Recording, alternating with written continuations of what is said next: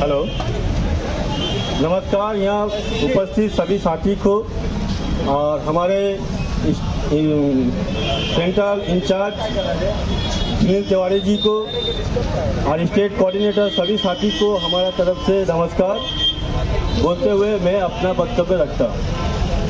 आज का जो प्रदर्शन है वो है विक्षोभ प्रदर्शन। এখানে আমরা আজকে বিক্ষোভ প্রদর্শন চালু করেছি এই কারণে যে আজকে আমাদের গণতন্ত্র বিপদে আছে। সংবিধান আজকে আমাদের বিপদে যাচ্ছে, কারণ দিল্লির মুখ্যমন্ত্রী অরবিন্দ কেজরিওয়ালকে অসাংবিধানিকভাবে গ্রেপ্তার করে রাখা হয়েছে, যার কোনো রকম এখনো পর্যন্ত প্রমাণ না পেয়েও ইডি তাকে গ্রেপ্তার করে রেখেছে। তার প্রতিবাদে আমরা আজকে বিক্ষোভ প্রদর্শন করছি। আমরা সবাই জানি বিগত 10 বছর ধরে কেন্দ্রে বিজেপি সরকার শাসন চালাচ্ছে। তাতে তারা বলেছিল কি দেশের যা মূল্যবৃদ্ধি আছে তারা সেটাকে কম করবে। দেশের বিভিন্ন সমস্যার কথা তারা উল্লেখ করে তারা ক্ষমতায় আসে। আজকে সেই ক্ষমতার অপব্যবহার করে আজকে দেখা যাক কি, যেমন তারা প্রতিবাদ করেছিল গ্যাসের দাম 400 টাকা যখনই হয়েছিল তখন তারা প্রতিবাদ করেছিল ওটাকে 300 টাকায় তারা দেবে। আজকে সেই জায়গায় আমরা 1200 টাকা দিয়ে গ্যাস কিনছি। তাহলে কি হলো, বিগত 10 বছর ধরে যদি আমরা একটা সিলিন্ডার প্রতি 800 টাকা করে বেশি দিয়ে আসছি, আর ঠিক এখন লোকসভা ইলেকশন তিনি এখন ললিপপ দিয়েছেন 100 টাকা করে সাবসিডি দিয়ে দিয়েছেন গ্যাসের উপরে। উনি সর্বপ্রথম ভারতবর্ষের মধ্যে একটা এমন রাজনীতি চালিয়ে যাচ্ছেন, one nation one election NR এই টার্গেট নিয়ে উনি কাজ করে যাচ্ছেন। তাতে কি আমাদের দেশের উন্নতি হবে? কখনোই হতে পারে না। কারণ ওয়ান নেশন ওয়ান ইলেকশন একটা এমন বিচারধারা যেটাকে ইঙ্গিত করে, নেতিবাচক বিচারধারাকে ইঙ্গিত করে। ইতিবাচক বিচারধারা যদি না থাকে তাহলে সারা ভারতবর্ষে কোনোদিন উন্নতি হতে পারবে না। আজকে দেশের মধ্যে বেরোজগারি এত বেড়ে গেছে, তার উপরে কোনো কথা নেই। দেশের মধ্যে মহিলাদের সুরক্ষা নেই। দেশের মধ্যে কোনো অপোজিশন পার্টি সে যে ইলেকশন লড়বে তাদেরকে পঙ্গু করে দেওয়া হচ্ছে, তাদের বিরুদ্ধে ইডি লাগিয়ে দেওয়া হচ্ছে, তাদের বিরুদ্ধে আইটি লাগিয়ে দেওয়া হচ্ছে, তাদের বিরুদ্ধে সিবিআই লাগিয়ে দেওয়া হচ্ছে। তারা যে জনসাধারণের জন্য একটা বিচার রাখবে, রেখে সেটাকে আপনার সাধারণ মানুষের জন্য যে কাজ করবে সে অধিকারটুকু কেড়ে নেওয়া হচ্ছে। আমরা সরকারকে জবাব দেওয়ার জায়গা কোথায় আছে না, আমরা ইলেকশনের মাধ্যমে আমরা নিজের ভোট মতদান করে তারপরে আমরা একটা সরকারকে আমরা চয়ন করতে পারি। সে অধিকারটুকু কিন্তু এখন কেড়ে নেওয়া হচ্ছে। কিভাবে? ইভিএম এর মাধ্যমে হ্যাক করে তারা একতরফা ভোট জিতছে আর জিতে নিজেদের রাজত্ব তৈরি করছে, যেখানে ইভিএম প্লাস আপনার ভোট লুট করা হচ্ছে। বিরোধী পার্টিদের ইলেকশন লড়তে দেওয়া হচ্ছে না। তাহলে আমাদের সংবিধানের অধিকারটা থাকলো কোথায়? আমাদের নিজে গণতন্ত্র অধিকার কোথায় থাকলো? একটা সাধারণ মানুষ সে যে জবাব দেবে সে জবাব দেওয়ার অধিকারটুকু থাকছে না।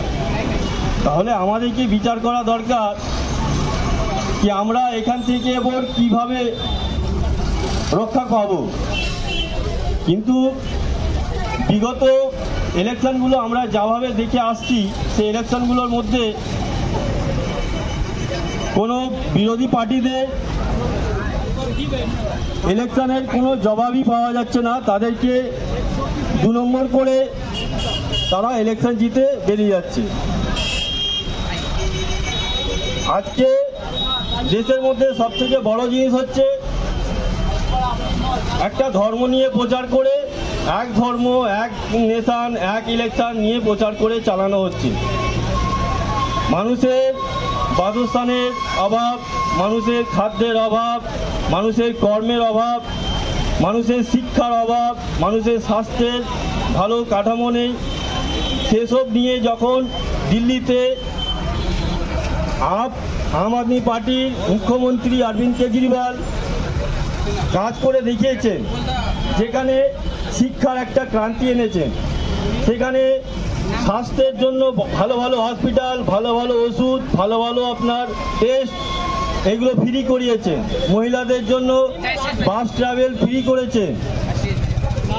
গরিব থেকে গরিব বাচ্চারা সেই স্ট্যান্ডার্ড ভালো স্ট্যান্ডার্ড স্কুলে যাতে পড়াশোনা করতে পারে সেই রকম তিনি স্কুলের ব্যবস্থা করেছেন, লেখাপড়ার ব্যবস্থা করেছেন, স্কিল ডেভেলপমেন্ট করিয়েছেন।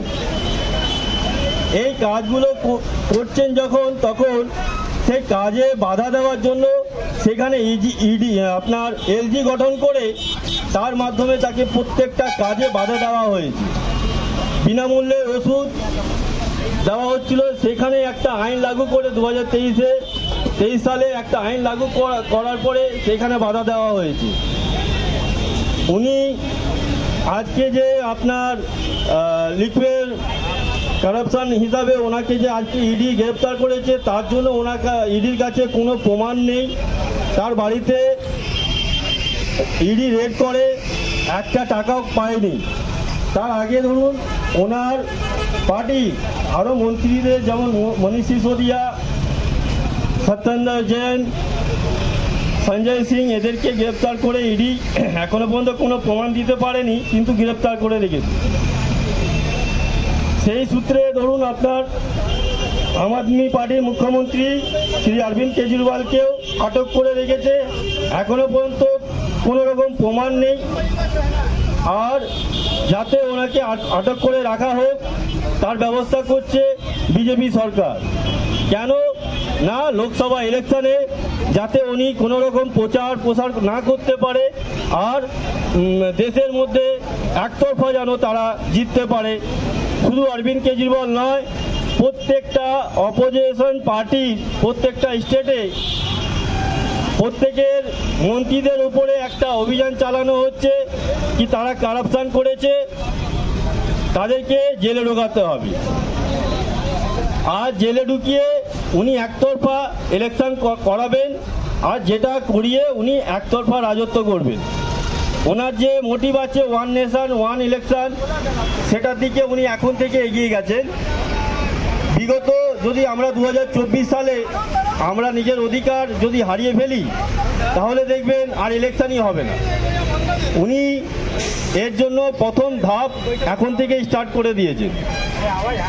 তো আমরা এটাই চাইবো কি অরবিন্দ কেজরিওয়ালকে দিল্লিতে ছাড়ুক, ওনার প্রমাণ নেই, বেল দেওয়া হোক।